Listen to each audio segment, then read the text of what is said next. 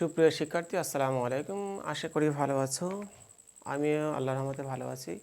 তোমাদেরকে আজকে জানাবো এইচএসসি পরীক্ষার্থী যারা ছিলে, তোমরা তো জানো যে তোমাদের ফলাফল 10 বা 15 অক্টোবরের মধ্যেও দিতে পারে। সুতরাং তোমরা অবশ্যই একটু অধীর আগ্রহে অপেক্ষা করছো যে তোমাদের রেজাল্টটা খুব দ্রুতই তোমরা পেয়ে যাচ্ছ। দেখো, তোমরা কিছু তথ্য তোমাদেরকে আগে জেনে রাখা ভালো যে ইতিপূর্বে যে সকল শিক্ষার্থীরা পরীক্ষা দিয়েছিল তাদের রেজাল্টের হার কেমন ছিল। যেহেতু এবছর একটা সাবজেক্ট ম্যাপিংয়ের মাধ্যমে তোমাদের রেজাল্ট প্রকাশিত হচ্ছে, সুতরাং অন্যান্য বার থেকে এবার রেজাল্টের একটা ব্যতিক্রম কিছু কারণ ঘটতে পারে। এখন কি কি কারণ ঘটতে পারে, পাশের হার কেমন থাকতে পারে, সম্পূর্ণ ভিডিওটা দেখলে তুমি একটু ক্লিয়ার হতে পারবা। এখন দেখো, ইতিপূর্বে আমরা জেনেছি যে 2021 সালের পাশের হার কেমন ছিল।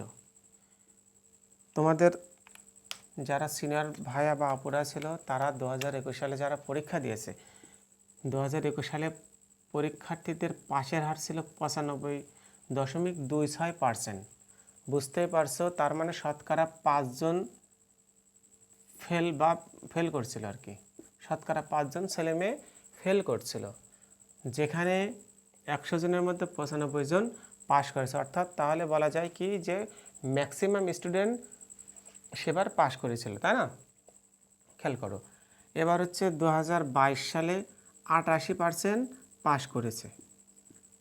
তার মানে বুঝতে পারছো যে এক বছরের ব্যবধানে পাশের হার কেমন নিম্নমুখী হয়েছে। অর্থাৎ এখানে প্রায় 10%, 7-8% পাশের হার কমে গেছে।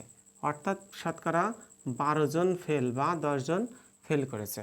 বুঝতেই পারছো যে ব্যবধানটা কেমনভাবে কমেছে আর কি। এখন খেয়াল করো, এটা কিন্তু স্বাভাবিক পরীক্ষা ছিল ওই সময়টাই। 21, 22, 23 এই পরীক্ষাটা ছিল কি স্বাভাবিকভাবে। অর্থাৎ এটা করোনার পরবর্তী সময়।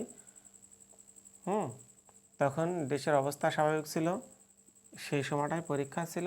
অর্থাৎ এই স্বাভাবিক পর্যায়ের সময় 21, 22, 23 এই 3 সালে পরীক্ষা স্বাভাবিক অবস্থায় হয়েছিল। এবার দেখো 2023 সালের পরীক্ষার্থী, দেখো 2023 সালে পাশের হার দেখো কত ব্যবধান, 88 থেকে 78, অর্থাৎ আবার 10% কম। তার মানে কি ব্যবধানটা কত হারে বেড়েছে। এখানে 10% কমেছে প্রায়, এখানে 10% কমেছে, অর্থাৎ 95 থেকে সেখানে 20% কম। তাহলে পাশের হার কেমন। এই পরীক্ষাটা তোমরা জানো যে এই পরীক্ষাটা রেজাল্ট দিয়েছিল 26শে নভেম্বর 2023 সালে।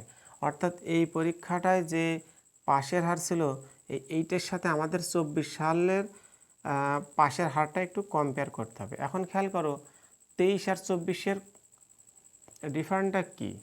সো তোমরা এইটা বুঝতে পারলে ক্লিয়ার হয়ে যাবে। এখন 23 সাল আর 24 সাল, 21, 22, 23 এই 3টে সাল কিন্তু একটা স্বাভাবিক পর্যায়ে, আমি আগেই বলেছি। কিন্তু 24 সাল কি আসলেই তাই ছিল?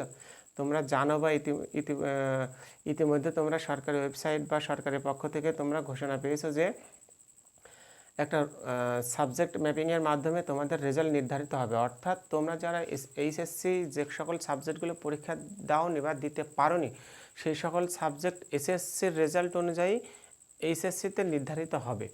সুতরাং সেখানে তোমাদের একটা বেনিফিট থাকলেও যারা রেজাল্ট খারাপ করছো বা এসএসসিতে যাদের একটু খারাপ ছিল তারা একটুখানি সমস্যায় ভুগবে। তবে পাশের হার কিন্তু ইনক্রিজ করা হবে বা হয়েছে বা প্রসেসিং বা চলছে, এটা কিন্তু আমরা একটা নির্দিষ্ট সূত্রে জানতে পেরেছি যে এবছর এইচএসসি পরীক্ষার্থীদের একটা পাশের হার ইনক্রিজ করা হবে। অর্থাৎ ম্যাক্সিমাম পাশের হার রাখা হবে। অর্থাৎ কি বলা যায় যে যেখানে যদি 78% পাশের হার রয়েছে অলরেডি, সেখানে আমরা আবার বলা যেতে পারে 90-এর উপরে পাশের হার ধরা হবে। অর্থাৎ আমরা যেটা আশা করছি বিভিন্ন তথ্য অনুসারে বা অনুযায়ী যে এবছর পাশের হার 85-র উপরে ধরা হবে। অর্থাৎ এতে সে যেন কেউ বৈষম্যের শিকার না হয় পরীক্ষা না দেওয়ার মাধ্যমে বা পরীক্ষা খারাপ হওয়ার মাধ্যমে, সেই দিকটা অবশ্যই লক্ষ্য করছে। তাহলে আমরা কি বুঝলাম যে সাবজেক্ট ম্যাপিংয়ের মাধ্যমে